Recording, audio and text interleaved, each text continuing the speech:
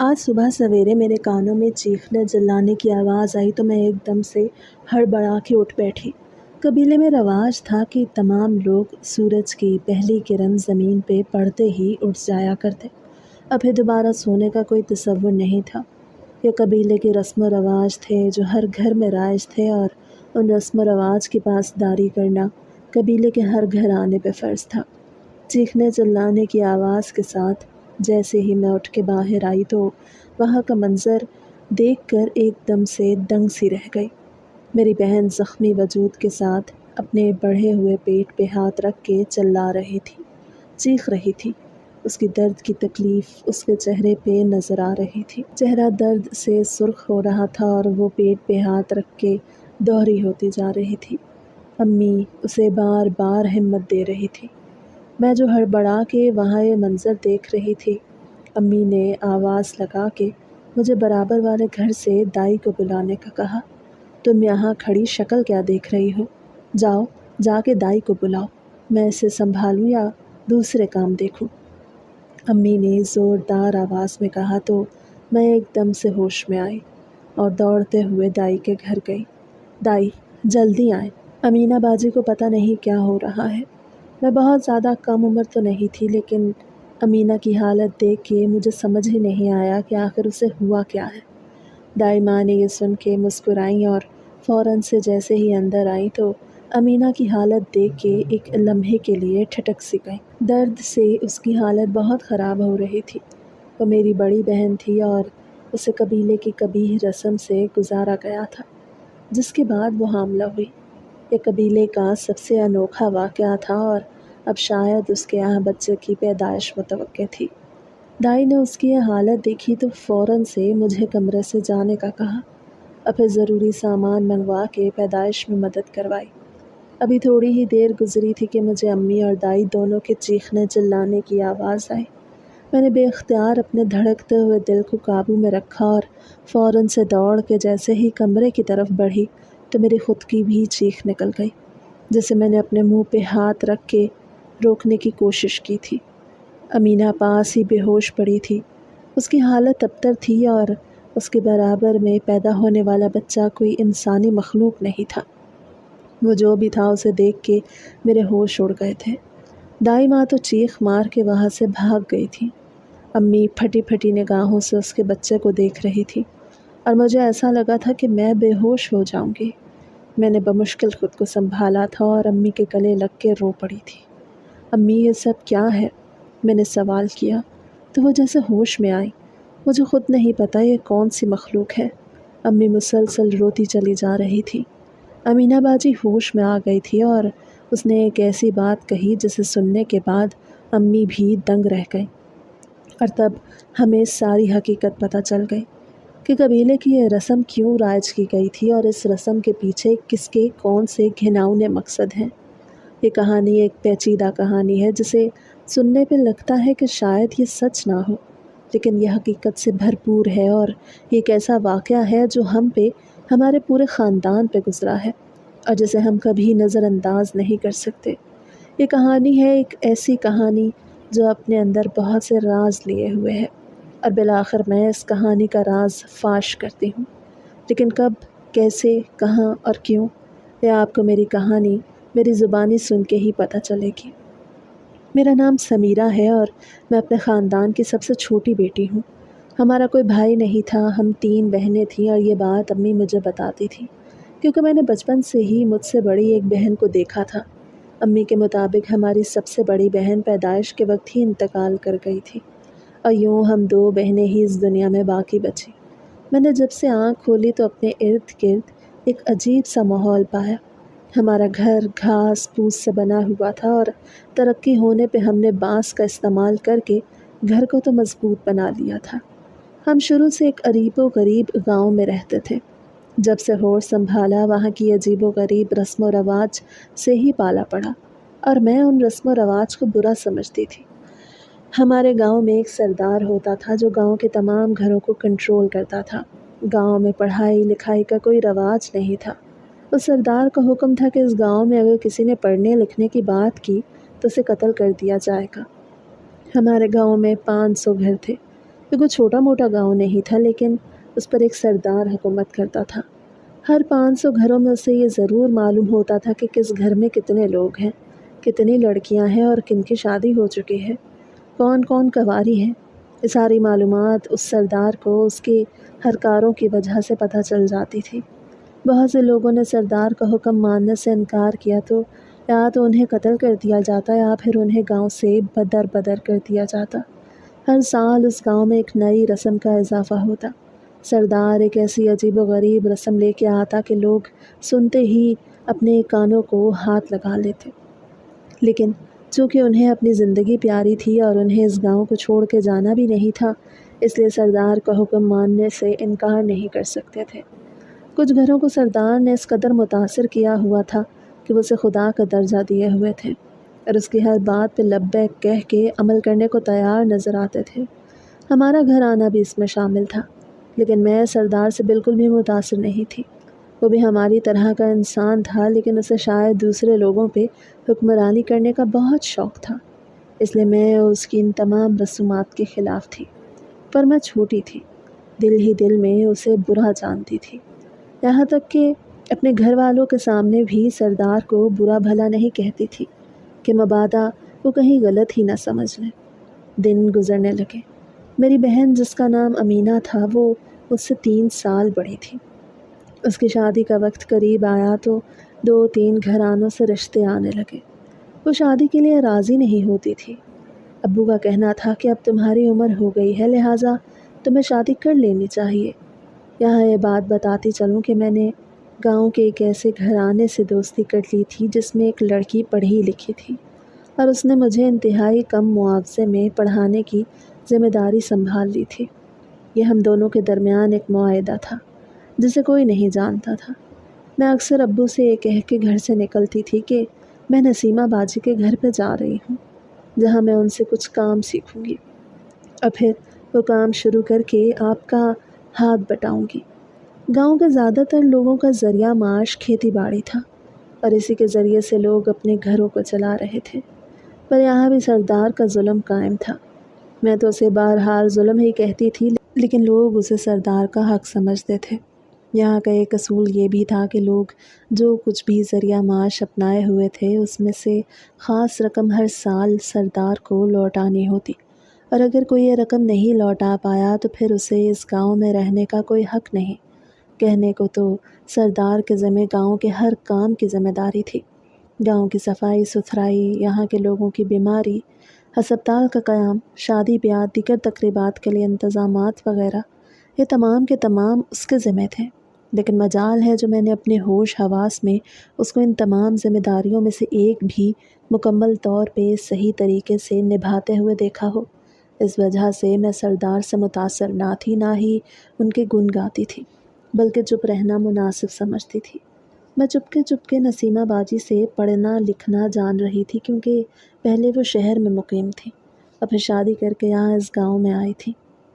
तब सरदार का कोई अमल दखल नहीं था, लेकिन ये पिछले 20 सालों का नतीजा था कि वो सरदार जो उम्र में 40 बरस के करीब था, उसके बनाए हुए असूलों की वजह से गांव की अक्सरियत जाहिल ही रह गई थी। मुझे ये तमाम चीज़ें पसंद नहीं थी, इसलिए मैंने अपने लिए चुपके से कोशिश की और इस कोशिश में कामयाब हो गई। अब्बू चूँकि खेती बाड़ी का काम करते थे और उनकी खेती में सब्जियां वाफर मिकदार में उगती थीं, इसलिए नसीमा बाजी ने मुझसे बदले में सिर्फ सब्जियों का वादा लिया और मैं तालीम जैसे हुनर से बहरामंद हो रही थी।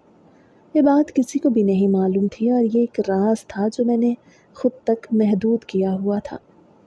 एक ऐसी शाम थी जब मैं, अब्बू और अम्मी मिल के अमीना बाजी के मुतल्लिक सोच रहे थे।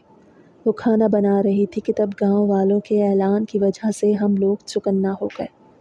हो न हो ये सरदार का हरकारा है जो ऐलान करवा रहा है, मैंने कहा, और जैसे ही बाहर खिड़की से देखा तो पता चला ये सच था। वो कोई ऐलान कर रहा था। अब्बू बाहर गए। उसके ऐलान की आवाज़ बराबर अंदर आ रही थी, जिसके मुताबिक सरदार ने आज तमाम लोगों को गांव के सबसे बड़े मैदान में जमा होने के लिए कहा था। गांव में रवाज था कि लड़की 17 बरस की उम्र में शादी करके ब्याह के अपने घर की हो जाएगी। अमीना बाजी को 1 साल मज़ीद गुजर गया। امی ابو پریشان تھے۔ وہ 18 برس کی تھی اور ابھی تک ان کا کوئی رشتہ نہیں طے ہوا تھا۔ خیر اعلان میں یہ بات جب بتائی گئی کہ گاؤں کے تمام لوگ سردار کے کہنے پہ ندی کنارے واقع بڑے میدان میں جمع ہوں تو میں پرجوش سی ہو گئی۔ مجھے لگا شاید سردار کو عقل آ گئی ہے اور وہ کوئی اہم اعلان کرنے والا ہے۔ شام ہوتے ہی تمام لوگ ندی سے متصل بڑے میدان میں جمع ہوئے اور سردار تشریف لائے۔ تمام لوگ خاموش ہوئے۔ سردار نے اپنی بات کرنا شروع کی۔ اے گاؤں والوں، میں نے ایک ایسی رسم کا انعقاد کیا ہے جسے ہر گھر میں پورا کرنا ضروری ہے۔ تمام لوگ دم بخود ہو کر سردار کی یہ گفتگو سن رہے تھے کہ آخر سردار چاہتا کیا ہے۔ تب انہوں نے ایک ایسی بات کہی جسے سن کے مجھے بے حد غصہ آیا۔ انہوں نے کہا کہ اب تک گاؤں میں جتنی شادیاں ہو چکی ہیں ان میں دیکھنے میں آیا ہے کہ ہمارے گاؤں میں بڑی تعداد میں لڑکیاں اولاد کی نعمت سے محروم ہیں۔ اس مقصد کے لیے میں نے اپنے روحانی پیشوا سے رابطہ کیا تو انہوں نے ایک رسم کے بارے میں بتایا۔ یہ سن کے میرے کان کھڑے ہو گئے کہ اب سردار کون سا نیا شوشہ چھوڑنے والا ہے، لیکن میں نے اپنے آپ پہ قابو پایا اور سکون سے دوبارہ سننے لگی۔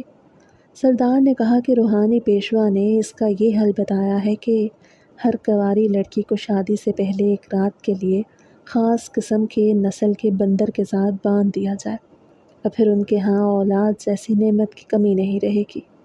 یہ سننا تھا کہ میرے ہوش اڑ گئے اور تمام لوگوں نے ایک دوسرے کی طرف حیرت سے دیکھا۔ یہ بھلا کیسی رسم تھی جو قبیلے میں مسلط کی جا رہی تھی؟ میں نے امینہ کی طرف اور امینہ نے میری طرف دیکھا۔ آپ تمام لوگ یہ مت سمجھیں کہ وہ بندر اس انسان کے ساتھ کچھ غلط کرے گا، بلکہ ایک رات اس کے ساتھ رہنے سے ہمارے روحانی پیشوا کے مطابق کچھ ایسے جراثیم اس کے جسم سے نکلتے ہیں جو ہوا میں پھیل کے اس لڑکی کے لیے فائدہ مند ثابت ہوتے ہیں، اور وہ لڑکی پھر کبھی بانجھ نہیں رہتی، اولاد والی ہوتی ہے۔ لہٰذا ہر وہ لڑکی جس کی شادی قریب ہے وہ بھی اس رسم سے گزرے گی، اور ہر وہ لڑکی جو 12 سال کی عمر کو پہنچ گئی ہے وہ بھی اس رسم سے گزرے گی۔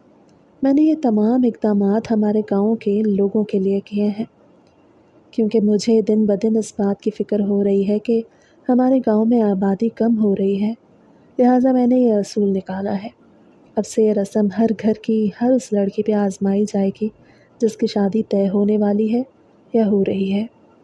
لہٰذا تمام لوگ اپنا اپنا اندراج میرے ملازم کے پاس کروا لیں تاکہ ہمیں اس رسم کو پورا کرنے میں کوئی مشکل پیش نہ آئے۔ اعلان ختم ہو گیا تھا۔ سردار اپنے گھوڑے پہ سوار ہو کے واپس لوٹ گیا اور ہم گاؤں والے بس ایک دوسرے کا منہ دیکھتے رہ گئے۔ کچھ کو سردار کا یہ رویہ پسند آیا کہ وہ گاؤں کے لوگوں کے بارے میں سوچ رہا ہے۔ کچھ لوگوں نے اس پہ اعتراض کیا اور کچھ لوگ ایسے تھے جنہیں اس بات سے کوئی مطلب نہیں تھا کیونکہ ان کی بیٹیاں نہیں تھیں۔ البتہ بیٹیوں والوں کے چہروں پر پریشانی کے آثار دکھائی دے رہے تھے۔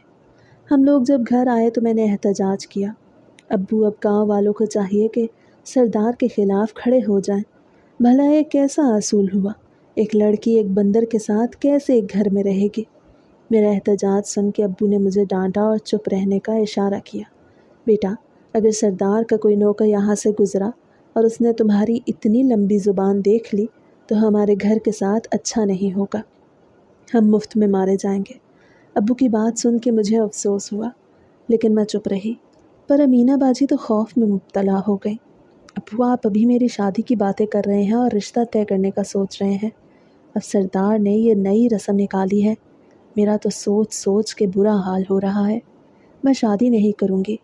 پر امی نے امینہ باجی کو تسلی دی کہ سب کچھ بہتر ہوگا، اب تمہاری شادی کی عمر ہے اور اگر تمہاری شادی وقت پہ نہ ہوئی تب بھی سردار کوئی نہ کوئی ایسا اصول بنا ہی لے گا، اور اگر اس نے کوئی عجیب و غریب اصول بنایا تو بھی ہم پھنس جائیں گے۔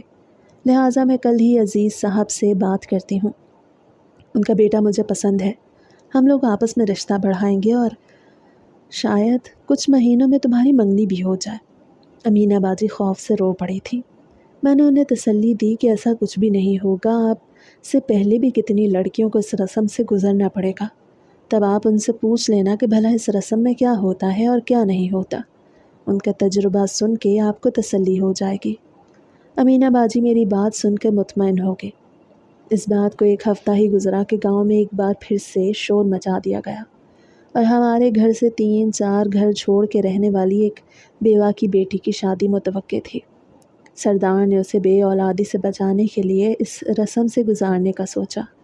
वो पहली लड़की थी जिसे इस रस्म से गुजरना था। चुनाचे उसे खूब दुल्हन की तरह तैयार करके जंगल की तरफ ले जाया गया। मुझसे सब्र न हुआ तो मैं चुपके से घर से निकली और सरदार के मुलाजिम उस लड़की और उसके घर वालों के साथ साथ चलने लगी।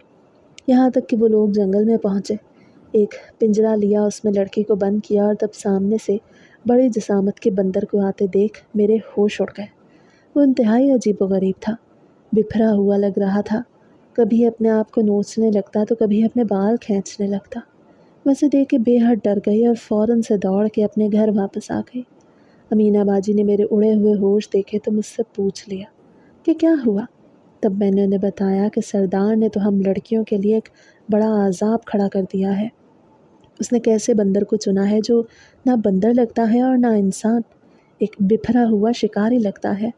जिससे शिकार मिल जाए तो फिर वो किसी को चीरने फाड़ने से भी गुरेज न करे। बेवा आंटी की बेटी की शादी की रस्म से पहले उसे इस रस्म से गुजारा जा रहा है और जंगल के ऐन वस्त में उसे बड़े से पिंजरे में उसके साथ कैद करके पूरी रात उसे उसके साथ बंद करके फिर अगले दिन उसकी शादी की जाएगी। अमीना बाजी डर गई थी और बेहद खामोश हो गई थी क्योंकि 1-2 महीने के अंदर उनकी मंगनी भी होने वाली थी और सरदार के हुक्म के मुताबिक तो हर किसी को इस रस्म से गुजरना था। अमीना बाजी की भी जल्द बारी आने वाली थी, इसलिए वो पहले से ही दुआएं कर रही थी कि सब कुछ ठीक हो जाए। और इस दुआ में सबसे अव्वल दुआ यही थी कि कोई सरदार को ही इस गांव से निकाल दे ताकि गांव के लोग अमन और चैन से जी सके। बहुत से लोगों ने इस रस्म की मुखालफत करने की कोशिश की थी, लेकिन सरदार के कान पे जूं तक न रेंगी और उसने तमाम लोगों को ये कह के खामोश करवा दिया कि यह आबादी के इजाफे के लिए बेहद ज़रूरी है। अलबत्ता जिन्हें आबादी के इजाफे से कोई लगाव नहीं वो बिल्कुल चुप हो जाएं और किसी और की राह में मुश्किलात खड़ी ना करें। अगले दिन इत्तला मिली कि उस बेवा आंटी की बेटी की शादी हो चुकी है और अब वो अपने घर में खुश है। उसे बंदर ने कोई नुकसान नहीं पहुंचाया था।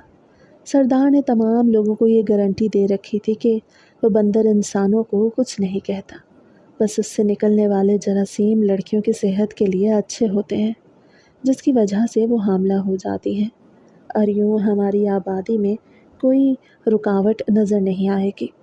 जल्द ही अमीना बाजी की भी बात पक्की हो गई और ये बात सरदार के पास पहुंच गई। तो शायद शादी से 1 दिन पहले उन्होंने अब्बू से दरख्वास्त की कि वो अमीना बाजी को इस रस्म से ज़रूर गुजारें। अमीना बाजी बेहद डरी हुई थी। रो रो के उन्होंने घर सर पे उठा लिया। मुझे भी उनके लिए बहुत बुरा महसूस हो रहा था। वो मेरी सगी बहन थी। मैंने रोते हुए उन्हें तसल्ली दी और कहा, आप अल्लाह का नाम लेके आगे बढ़ें। हम एक जहालत से भरपूर गांव में रहते हैं और वहाँ ये सब करने के लिए अपनी बका की जंग लड़नी पड़ेगी, लिहाजा आप बिस्मिल्लाह करें, अल्लाह आपके साथ है। लेकिन अमीना बाजी को जिस बात का डर था वही सब कुछ उनके साथ हुआ और उन्होंने हिम्मत हार दी। उन्हें जैसे ही इस रस्म से गुजारने के लिए गांव के सरदार के पास ले जाया जाने लगा तो उन्होंने मुड़ मुड़ के कई बार अब्बू को आवाज़ दी कि अब्बू बिलाशुबा मुझे कत्ल कर दें, लेकिन मैं एक बंदर के साथ पूरी रात एक पिंजरे में नहीं रह सकती। अब्बू खामोश रहे क्योंकि वो मजबूर थे और कुछ भी नहीं कर सकते थे। लाचारी की इंतहा मैंने अब्बू की आंखों में महसूस की और दिल ही दिल में दुआ की कि या अल्लाह मुझे इतनी हिम्मत दे कि मैं सरदार के ख़िलाफ़ खड़ी हो सकूं। अमीना बाजी को खूब दुल्हनों की तरह तैयार करके उसी काले बंदर के साथ एक पिंजरे में बंद कर दिया गया, जिसकी नर मादा के मरने के बाद उसे रस्म के लिए मुंतखब कर लिया गया था। आज भी वो काला बंदर बिखरा हुआ लग रहा था और उसकी इस बिखरती हुई हरकतों से मैं अमीना बाजी के लिए और ज़्यादा परेशान हो गई।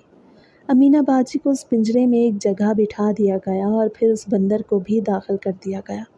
रात गए तक सरदार के हर कार्य उस पिंजरे के आगे पीछे पहरा देते रहे ताकि अगर कोई मुश्किल पेश आए तो फिर लड़की को बचा लिया जाए। लेकिन अमीना बाजी की किस्मत शायद ख़राब थी या उनकी किस्मत में यह आजमाइश लिखी थी कि आधी रात को ही हर कारे नींद की वजह से वहीं सो चुके थे और वो बंदर जो पहले पुरसकून था अमीना बाजी को एकदम से देखते ही बेफर सा गया। और फिर उसके बाद जो कुछ हुआ वो नाकाबिले बयान है। अमीना बाजी को सुबह जब पिंजरे से निकाला गया तो उनके जिस्म पे जगह जगह निशानात थे। वो बिल्कुल चुप डरी सहमी थी। उन्हें जब घर पे लाया गया तो मेरे गले लग के रो पड़ी और बस ये आखिरी बार था कि मैंने उनकी आंखों से आंसू निकलते हुए देखे। आपको क्या हुआ है बाजी? यहाँ मैंने बहुत सी लड़कियों की रस्म देखी है लेकिन इस रस्म के बाद वो बिल्कुल नॉर्मल लगती हैं। लेकिन आप क्यों रो रही हैं? आपका इस तरह रोना मुझे बेचैन कर रहा है। मैंने अमीना बाजी से पूछा तो उन्होंने कुछ भी न कहा, लेकिन उनकी तबीयत उस दिन के बाद से ख़राब रहने लगी। इसलिए उनकी शादी भी मौखर कर दी गई और 1 महीने बाद हमें एक ऐसी खबर सुनने को मिली जिसने हमें मुंजमद कर दिया। अमीना बाजी तो जैसे चुप हो के रह गई। वो किसी से बात न करती, अपने कमरे में बैठी बस खला को घूर के कुछ सोचती रहती। कई बार तो अम्मी के कहने पर मैंने उनसे पूछा था कि आखिर मसला क्या है, लेकिन उन्होंने चुप ओढ़ ली और फिर हमें अंदाज़ा हो गया कि उनके साथ मसला क्या है। 1 महीने बाद हमें जो खबर मिली उस खबर ने हमें सर पकड़ने पे मजबूर कर दिया। अमीना बाजी की शादी टूट गई क्योंकि सरदार को जब ये बात पता चली कि वो इस बंदर के साथ एक रात गुजारने के बाद हामला हो गई है तो उन्होंने उसे एक मुक़द्दस अमल तस्वुर करते हुए अमीना बाजी को शादी के लिए नाकारा करार दे दिया। और वैसे भी ये रिश्ता टूट गया था। मैं हैरान थी कि ये सब कुछ कैसे मुमकिन है, लेकिन सरदार ने कुछ ये तावील पेश की कि ये रस्म एक मुक़द्दस रस्म की शक्ल इख्तियार कर गई है और अमीना अब ज़िंदगी भर शादी नहीं कर सकती। हमारे घर पर तो जैसे क़यामत टूट पड़ी।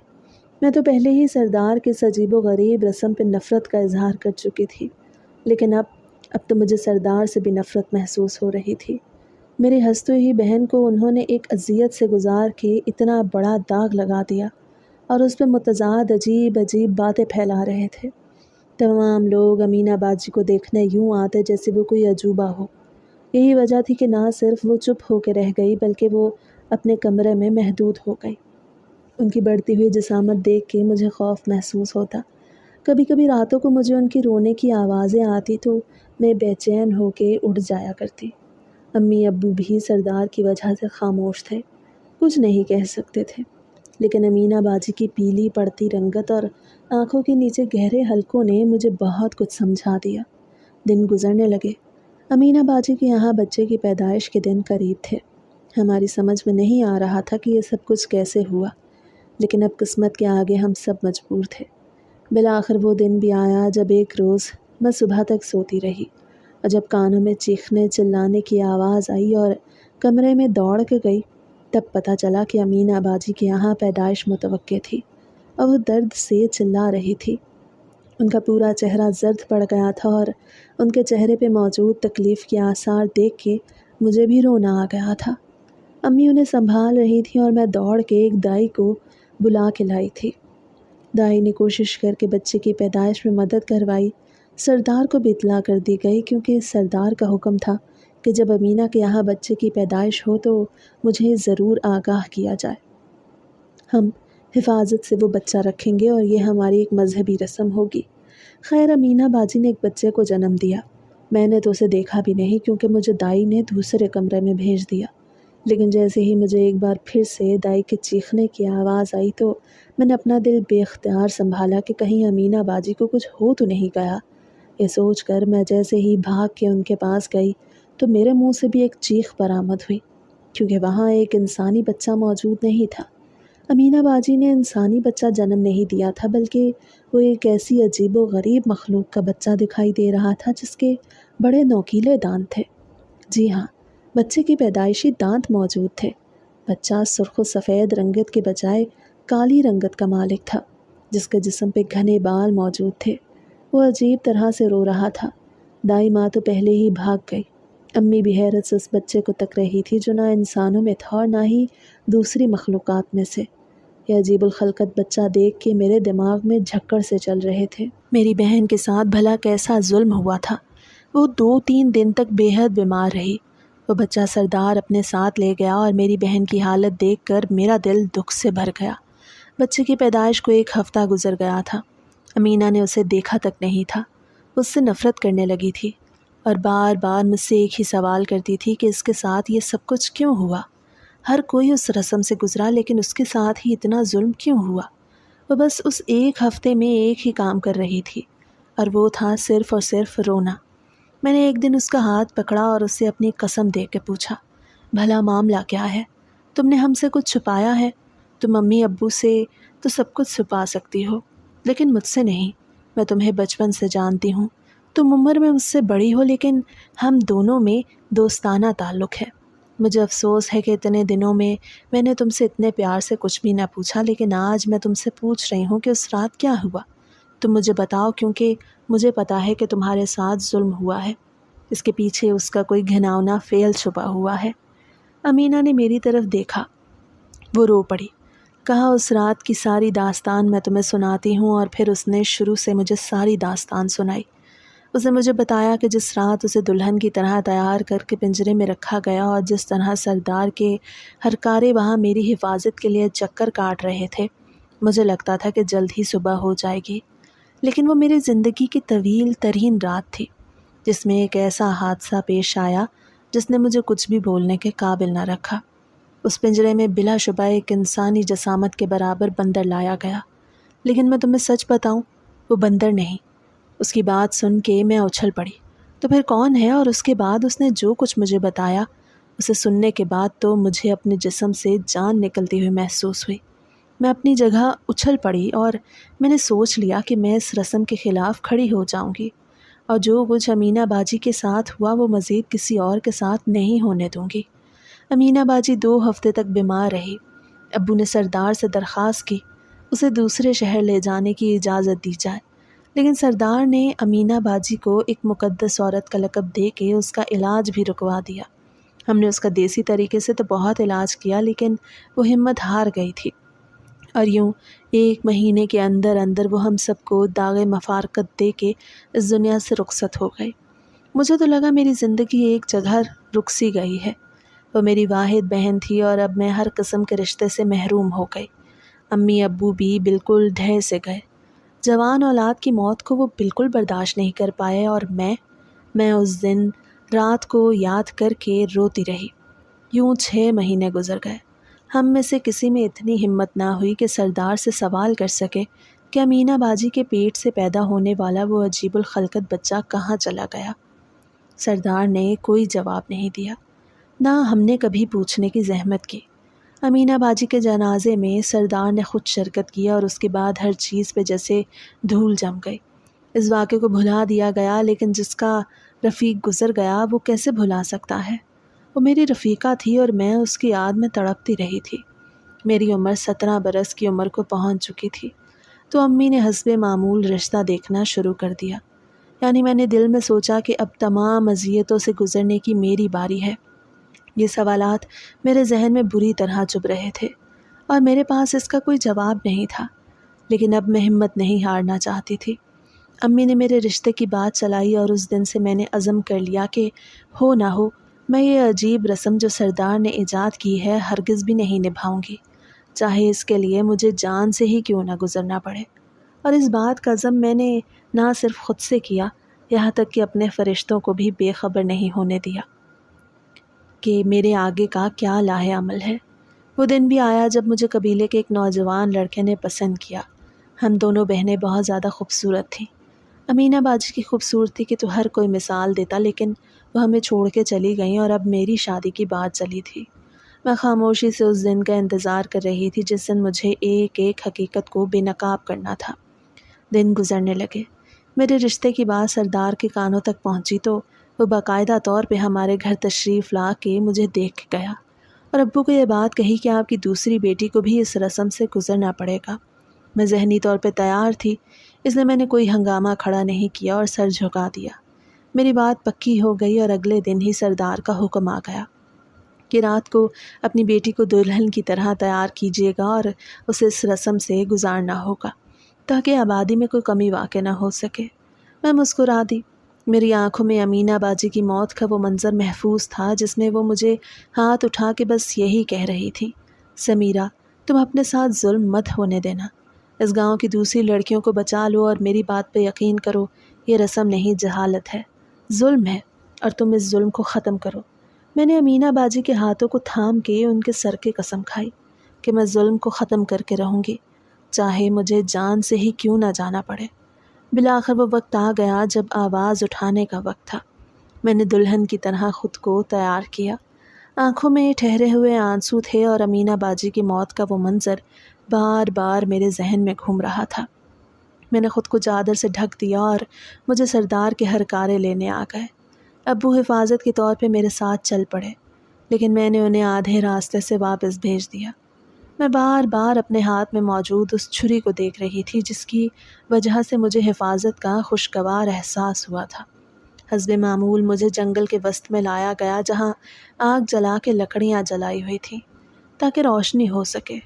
میں وہاں پنجرے میں داخل کر دی گئی اور تھوڑی دیر بعد اس عجیب و غریب جسامت کے بندر کو زنجیروں سے باندھ کے لایا گیا۔ میرا دل خون کے آنسو رو پڑا۔ نہ جانے کتنی لڑکیوں کو اس اذیت ناک منظر سے گزرنا پڑا، اور ہمارے گاؤں کے کسی شخص کے سر پہ بھی جوں تک نہ رینگی کہ وہ گاؤں کے سردار کے خلاف کھڑے ہو سکے، جنہوں نے ظلم و جبر کی حد کر دی تھی اور ایسی رسومات نکالی تھیں جسے سن کے روح بھی کام جائے۔ امینہ باجی کی موت نے ہی مجھے یہ حوصلہ دیا اور آج میں وہ سب کچھ کرنے والی تھی جس سے ہمارے گاؤں کے لوگوں کی قسمت ہی بدل جائے۔ بالآخر میرے پنجرے کا دروازہ کھولا گیا۔ پنجرہ بہت زیادہ وسیع و عریض تھا، یہاں تک کہ اس میں 2 شخص آسانی سے چل پھر سکتے تھے اور 10 قدموں کا فاصلہ آپس میں بنائے رکھتے تھے۔ جیسے اس بندر کو میرے پنجرے میں چھوڑا گیا، وہ بندر میرے بے حد قریب آیا اور میرے بالوں سے کھیلنے لگا۔ خوف میری ہڈیوں میں بھرپور انداز میں سرایت کر گیا، لیکن میں نے اپنے چہرے پہ آئے پسینے کو صاف کیا۔ ہرکارے حسب معمول وہاں سے غائب ہو گئے جیسے امینہ باجی نے مجھے بتایا تھا۔ میں نے اپنے ہاتھ میں موجود چھری کو مضبوطی سے پکڑا اور جیسے ہی وہ بندر میرے ایک بار دھکا دینے کے بعد دوبارہ میرے قریب آیا تو میں نے اس پہ چاقو سے حملہ کر دیا۔ وہ غصے سے بلبلایا اور مزید بپھر کے جیسے ہی میرے پاس آیا تو میں نے اس کا پردہ چاک کر دیا۔ وہ بندر نہیں بلکہ وہی سردار تھا جو پنجرے میں میرے ساتھ موجود تھا۔ یہ بات مجھے امینہ باجی نے بتا دی اور اپنی موت سے چند لمحے پہلے بتائی۔ انہوں نے مجھے بتایا کہ وہ بندر نہیں، دراصل خود سردار ہے جو گاؤں کی تمام لڑکیوں کے ساتھ جاتی کر کے نہ جانے انہیں کون سی حس کی تسکین کرتا ہے۔ وہ سردار کہلانے کے لائق نہیں بلکہ وہ گاؤں کے ہر گھر کی لڑکی کو اپنا تابع کرنا چاہتا تھا۔ اس کے اندر نہ جانے کون سی شیطانی قوت تھی کہ وہ بھیس بدل کے بندر کے روپ میں اپنی ہوس کو پورا کرتا اور اپنی طاقت بڑھاتا۔ گاؤں کے تمام لوگ اگر اپنی زبان بند رکھتے تو اس کے پیچھے اس کے کچھ شیطانی اعمال تھے جس کی وجہ سے کوئی بھی اس کے خلاف آواز نہیں اٹھا سکتا تھا۔ لیکن میں نے امینہ باجی کے کہنے پہ خود کو اتنا مضبوط کر لیا تھا کہ میں نے بندر پہ حملہ کر دیا، اور تب اس کے عجیب سے کھال اتر گئی جسے پہن کے وہ خود کو بندر ظاہر کرتا تھا۔ سردار کی آنکھوں میں حیرت، غصہ اور بہت سے جذبات موجود تھے، لیکن میری آنکھوں میں ایک ہی جذبہ تھا، جیت کا جذبہ۔ میں نے شور مچانا شروع کر دیا۔ سردار نے مجھ پہ ایک بار پھر سے حملہ کرنے کی کوشش کی تو میں نے اس کی گردن پہ چاقو رکھ کے اسے پیچھے ہٹنے پہ مجبور کر دیا۔ سردار کو مجھ سے اتنی زیادہ بہادری کی توقع نہیں تھی، اس لیے وہ ہنسنے لگا، لیکن میں نے شور مچا کے جنگلات میں چھپے ان گاؤں والوں کو اکٹھا کر لیا جس کی تیاری میں پچھلے 1 ہفتے سے کر رہی تھی۔ گاؤں کے تمام بزرگ اکٹھے ہو گئے اور انہوں نے جب بندر کے روپ میں سردار کو وہاں دیکھا تو ان کے دماغ گھوم گئے۔ پورا گاؤں اکٹھا ہو گیا اور رات کے 4 بجے ایسا لگ رہا تھا جیسے پورا گاؤں جاگ رہا ہے۔ یہ میری محنت اور امینہ باجی کی قربانی اور میرے حوصلے کا نتیجہ تھا۔ میں نے 1 ہفتہ پہلے جس دن میری شادی طے ہوئی اس دن سے لے کے اس دن تک کہ جہاں آج میں پنجرے میں موجود تھی ایک منصوبہ بنایا اور گاؤں کے ہر گھر میں جا کے ثبوت کے ساتھ امینہ باجی کی بات کا حوالہ دیا۔ گاؤں کے لوگ ویسے ہی سردار سے بیزار تھے، میری بات سنتے ہی انہیں بھی اس رسم سے نفرت محسوس ہوئی، اور امینہ باجی کے آخری بیان کو میں نے ہتھیار بنا کے گاؤں کے تمام لوگوں کو اپنا ہم خیال بنا لیا۔ صرف اپنے ماں باپ کو بے خبر رکھا تاکہ انہیں میرے حوالے سے کوئی پریشانی نہ ہو، اور آج سچ سب کے سامنے آ چکا تھا۔ سردار نے پنجرے کے پار سے جب اتنے زیادہ لوگوں کو خود کی طرف بڑھتے دیکھا تو اسے پنجرہ کھولنے کی کوشش کی، لیکن پنجرے کی چابی میرے پاس تھی۔ میں خود بھی اس پنجرے میں موجود تھی۔ میں نے فوراً سے تالا کھول کے دوبارہ سے پنجرہ بند کر دیا۔ یہ سب اس لیے ممکن تھا کہ میں نے رسم کے لیے جاتے وقت ایک ہرکارے کی آنکھ بچا کر کھانسی کا بہانہ کر کے اپنی چادر کے پلو میں اس کی چابی چھپا لی، اور اب سردار پنجرے میں اکیلا رہ گیا۔ میں نے گاؤں کے تمام گھروں میں جا کے انہیں اپنا ہم خیال بنا کے اچھی طرح تحقیق کی کہ وہ اس رسم کے شروع ہونے سے پہلے جنگل میں جا کے چھپ جاتا ہے، تاکہ کسی کو بھی جب سچ پتہ چلے اور سچ انہیں سردار کے منہ سے خود ہی پتہ چل جائے کہ جب میں نے پہلی بار سردار پہ حملہ کیا تو اس نے انسانی آواز میں مجھ سے بات کی، اور میرا شک درست نکلا۔ سردار نے غصے میں بپھرتے ہوئے مجھ سے یہ کہا کہ آج تک جتنی لڑکیوں کو اس رسم سے گزارا گیا، کسی میں اتنی ہمت نہیں ہوئی کہ مجھ پہ حملہ کر کے میری شناخت ظاہر کرتے۔ میں نے انہیں ہراساں کر کے اپنا مقصد حاصل کیا، اپنی شیطانی قوتوں میں اضافہ کیا، نوجوان حسین دوشیزاؤں کے ساتھ تعلق قائم کیا۔ میں نے انہیں خاموش رہنے کی تلقین کیا اور انہیں ہمیشہ خوش رہنے کے لیے روپیہ پیسہ ادا کیا، لیکن تم اور تمہاری بہن دونوں نے مل کے سب کچھ برباد کیا۔ اسی وجہ سے تمہاری بہن کو اس بات کی سزا ملی، اور ایک شیطانی قوت کی وجہ سے وہ حاملہ ہوئی۔ اسی وجہ سے اس کا بچہ نہ انسانوں میں تھا اور نہ شیطانوں میں۔ وہ اپنے انجام کو پہنچ گئی۔ لگتا ہے اب تمہاری باری ہے، تمہارے پورے خاندان کو ختم کرنا پڑے گا۔ لیکن میں اس کی یہ دھمکی سن کے بالکل بھی نہ گھبرائی، اور میں نے ایک مخصوص آواز نکال کے تمام گاؤں والوں کو اکٹھا کر لیا۔ ان تمام گاؤں والوں نے اپنے کانوں سے سن لیا تھا کہ سردار نے اپنے گناہوں کا اعتراف کر لیا ہے، اور گاؤں کی تمام لڑکیوں کی زندگی برباد کرنے کا اعتراف کر کے اس نے یہ ثابت کر دیا کہ وہ انسان نہیں بلکہ شیطان ہے۔ گاؤں کے تمام لوگوں نے پنجرے پہ حملہ کر دیا۔ کچھ لوگوں نے تو آگ جلا کے پنجرے کو آگ لگانے کی کوشش کی، لیکن میں نے آگے بڑھ کے تمام لوگوں کو اس چیز سے روکا۔ ہم اسے عبرت ناک سزا دیں گے، اسے تمام لوگوں کے لیے عبرت کا نشانہ بنائیں گے۔ سردار کے ہرکارے بھی اس کے خلاف ہو گئے، کیونکہ وہ اپنی شیطانی میں اس قدر آگے بڑھ گیا تھا کہ اس نے ان کو بھی ظلم و جبر سے اپنے پاس رکھا ہوا تھا۔ وہ صرف شیطانی قوتوں پہ زندہ رہنے والا سردار تھا، جس کے اندر اخلاق نام کی کوئی چیز نہیں تھی، اور نہ اس کے اندر انسانیت موجود تھی۔ اسے یہ منصوبہ اپنے روحانی پیشوا کے ساتھ مل کے بنایا تاکہ وہ دونوں مل کے آہستہ آہستہ آس پاس کی تمام گاؤں پہ حکمرانی حاصل کریں، اور بدلے میں انہیں طاقت نصیب ہو۔ یہ منصوبہ بھی اس کی اسی چال کا حصہ تھا، لیکن امینہ باجی کی موت نے اتنی بڑی چال کو بے نقاب کر دیا۔ میری بہن ان کی سازش کی بھیڑ چڑھ گئی، لیکن جاتے جاتے اس نے ہمیں سچ بتا دیا۔ اس کے بقول وہاں اس رسم سے گزرنے والی ہر لڑکی کو اس قدر ڈرایا جاتا تھا کہ وہ کچھ بھی بولنے سے پہلے اپنی زندگی میں مگن رہنا مناسب سمجھتی تھی۔ اور یہ بات تو بالکل سچ تھی کہ ایسے تمام لڑکیاں اس رسم سے گزرنے کے بعد کچھ مہینوں تک اپنے سسرال میں خوش نہیں رہتی تھیں، ناخوش دکھائی دیتی تھیں۔ اس کی وجہ یہ نہیں تھی کہ انہیں سسرال کی طرف سے کسی دباؤ اور پریشانی کا سامنا تھا، بلکہ یہ سردار کی دھمکیاں تھیں اور سردار کا ان کے ساتھ بہیمانہ سلوک تھا، جس کی وجہ سے وہ شادی کے بعد بھی خوش نہیں رہتی تھیں۔ کچھ لڑکیوں نے جینا سیکھ لیا تھا، کچھ نے اپنی زندگی میں چپ اوڑھ کے اپنی عزت کی قربانی دے دی، لیکن امینہ باجی نے اپنی عزت کی قربانی دینا مناسب نہ سمجھا، اس لیے انہوں نے سردار کو بے نقاب کرنے کی کوشش کی، اور اس نتیجے میں انہیں بہت زیادہ تکلیف سے گزرنا پڑا، اور ایک ایسے شیطانی بچے کو جنم دینے کی سزا ملی جس کے بعد ان کی صحت دن بدن گرتی چلی گئی، اور وہ ہمیشہ ہمیشہ کے لیے اس جہان فانی سے رخصت ہو گئی۔ لیکن جاتے جاتے وہ ایک ایسا راز میرے حوالے کر گئیں جس نے تمام گاؤں والوں کی آنکھیں کھول دی تھیں۔ سردار کو قانون نافذ کرنے والے ادارے کے ہاتھوں میں دے دیا گیا، اور اس کے بعد سرعام ایک دن تمام گاؤں والوں کو بلا کے اسے پھانسی دے دی گئی۔ یوں اس شیطانی قوت کا خاتمہ ہوا۔ چونکہ ان تمام چیزوں کی ماسٹر مائنڈ میں تھی، میں نے انتہائی بے خوف اور نڈر ہو کے منصوبہ بنایا تھا اور پورے ایک ہفتے تک گاؤں والوں کو ذہنی طور پہ تیار کیا تھا۔ تو تمام گاؤں والوں نے میرے ابو کو سردار بنانے کا مشورہ دیا، لیکن اسی دن میں آگے بڑھی اور اعلان کیا کہ آج سے یہ گاؤں آزاد ہے۔ یہاں وہی قانون ہوگا جو دوسرے تمام شہروں میں نافذ ہوتا ہے، اور آج کے بعد یہ گاؤں اپنے طور پہ زندگی گزارنے کے لیے آزاد ہے۔ یہاں کسی قسم کی کوئی قید نہیں، تمام لوگ اپنے رسم و رواج کے حوالے سے زندگی گزار سکتے ہیں، لیکن انسانیت کو سب سے اوپر رکھنا ہے۔ اب گاؤں کی زندگی میں ایک امن ہے، کسی کو کسی سردار کا خوف نہیں، اور ان تمام چیزوں کا کریڈٹ میری اس بہادر بہن کو جاتا ہے جس نے جاتے جاتے تمام درد خود سہ لیے، قربانی دی اور تمام لوگوں کو ایک نئی زندگی بخش گئی، خود کو امر کر لیا اور ہمارے لیے زندگیوں کو آسان کر گئی۔ وہ راز ہمارے حوالے کر دیا جسے گاؤں کی تمام لڑکیوں نے اپنے دل میں اتار کے سردار کے خوف سے دفن کر دیا تھا، لیکن امینہ باجی کی ہمت کو سلام تھا۔ ان کی موت نے ہی مجھے ہمت دی تھی اور میں نے گاؤں کے سردار کے خلاف یہ قدم اٹھایا تھا۔ آج ہمارا گاؤں آزاد ہے، تمام لوگ اپنے اپنے طریقے سے خوشگوار زندگی گزار رہے ہیں، اور یہی گاؤں آج ایک پڑھا لکھا خوشحال گاؤں کہلاتا ہے، جس کا تمام صحرا اس گاؤں کے اپنے لوگوں کو جاتا ہے، اور سب سے بڑھ کے میری بہن امینہ کو، جس نے اپنی زندگی کی قربانی دے کے گاؤں کے لوگوں کو نئی زندگی بخشی۔